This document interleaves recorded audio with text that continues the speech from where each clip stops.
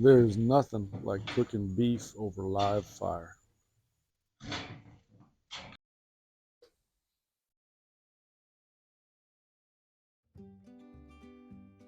Howdy, my name's Cooter Pickleberry. This is Florida Man Cooking. Today we're doing something that's decidedly not Florida. We're going to make a tri-tip on a Santa Maria style open fire grill. So I've had this in California a few times. I think it's a really good cut of meat. I'd put it right up there with picanha, which is something I do more often. It's actually the first time I've ever cooked a tri-tip, but I figure it should work about the same way. We're going to go a little salt and pepper on it, stick it on, kind of not too high a heat, let it get warmed up, and then do a reverse sear at the end when we drop the grill down into the coals and make it hot. Should be good stuff, man. Welcome aboard. Thanks for joining us. So the first step, obviously, to get the fire going, so we have some coals to cook on. This is just a couple of splits of oak and then a bunch of...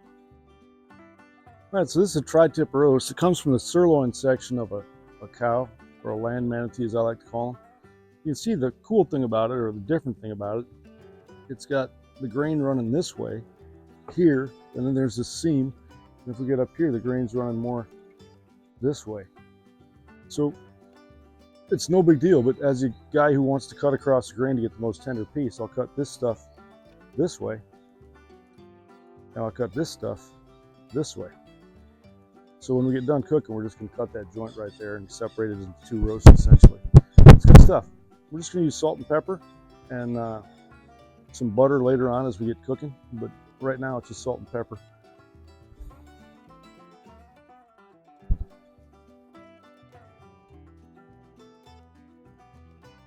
And I like salt. My wife's not a big fan of it, so the fact that I get her to eat beef at all is kind of a trick. So I'm going to go a little bit lighter on the salt than I normally would. And a little bit of fresh pepper. And I'm a big pepper fan. I think it really adds a lot to me. Now, if you look, I didn't trim any of the fat off this. I'm not gonna. I'm gonna pat that in a little bit. You can see there's still quite a big fat cap on the back. That's great because that helps protect the meat from the high heat of this Santa Maria style grill.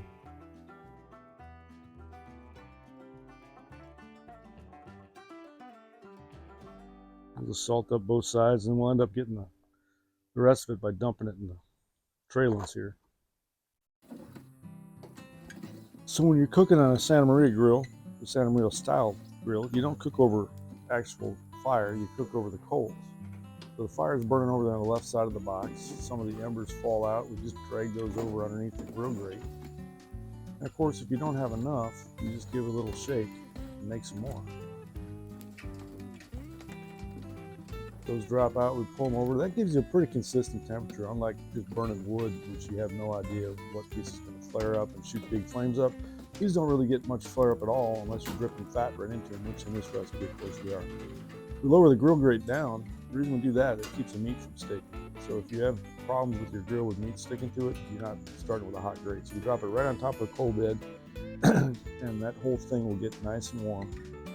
And that's pretty much that. Throw the meat on, fat side down initially, and that fat really protects the meat from burning when we get the temperature dialed in. I like to go 5 or 6 or 7 seconds with my hand over the grate before I have to pull it back because it's getting too hot. That's a pretty good way to kind of figure out what you want. This isn't as easy as doing it like on a Weber kettle or a gas grill where you have a closed top and the temperature stays the same. It's really going to vary just a little bit, because there's open air around it. Anyway, there it is, cooking away. You can see the flare-ups happening underneath. That's that fat dripping off. That crisps that fat up real nice, makes it very edible and delicious. What you're seeing there is a reflection of the flames in the back. There's no actual flames touching the meat right now. If there was, I'd pull it up a little bit. That's another cool thing about this grill. It takes a little bit longer to cook with it because you're not enclosed in a smoky oven, but it's pretty darn nice. And one important thing to remember is to always keep enough coals and wood splits going so that you don't run out, because it's hard to get that thing started up again. It takes a while, so you might burn a little extra. Let me just sit back while that's cooking, and we look at Pickles McFlipper, one of my feral hogs, dancing about the pasture with a 4x4 post sticking out of the yard. Kind of fun to watch. She loves that post, man. There it is. We cooked it up to about 120 internal, and then dropped the grate down to get the sear at the end. And just a couple minutes aside, brought it right up to about 130, which is a nice medium rare. We pull it up, And we're pretty much done with the roast at this point. I'm going to baste it in some garlic herb butter I made. And the other thing we're going to do with that is we're going to melt the garlic herb butter right here, but then we're going to make some French bread with it too. And just turn that into garlic toast. That's a pretty popular thing on a Santa Maria, is to make a little garlic toast. And you can adjust that. Same thing, move that grill height around to what you need. We're just going to baste some of that on the meat, which is a really great flavor to end it. And it's it's melty goodness right now. It's been sitting on that hot grill. And then I started by brushing the garlic bread. Then I figured out, man, you can just dunk it and save a little time. So I brushed the first couple pieces, then I got smart. This is a feral hog supervisor.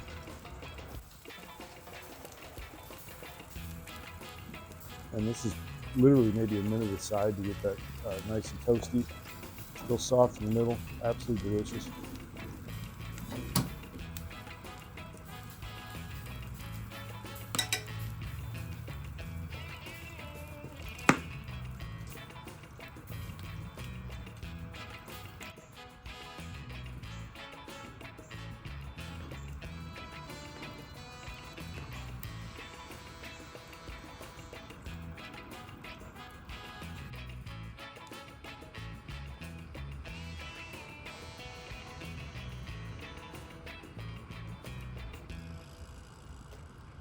When we're done cooking, we're gonna go a couple more minutes on the rest, and then we're gonna cut it open and eat it. Got some boiled taters and some sauteed green beans and a little bit of garlic bread and some really good meat. So see you upstairs, man. Good stuff. So there it is. It's kind of tough to figure out exactly where the grains change once you cook it, but I can certainly see that these are going this way and these are going this way, at least somewhere right around here. So we're gonna slice it right there. Oh, that looks perfect. So on this one, the grains were running this way. We're going to slice it kind of on a little bit of a bias, a fairly thin piece.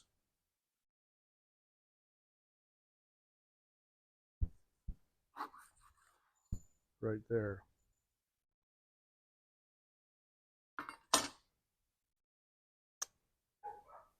Well, I got a little bit late. No, lighting went to crap on me, but take a bite of this thing, see how it is. Oh, that's as good as picanha, man. It's got that real beefy flavor. Absolutely delicious. A little smoke, a little salt, a little pepper. All you need, maybe a little bit of garlic herb butter, but good stuff, man. Anyway, I'm gonna go eat now because I'm hungry. Thank you all for joining us. Sure appreciate it. We'd really appreciate a like and subscribe. Come back, see us again. Need your business, man. This channel's not doing much. God bless y'all. Take care. Have a good night. A great side dish here. A couple of about a pound of green beans.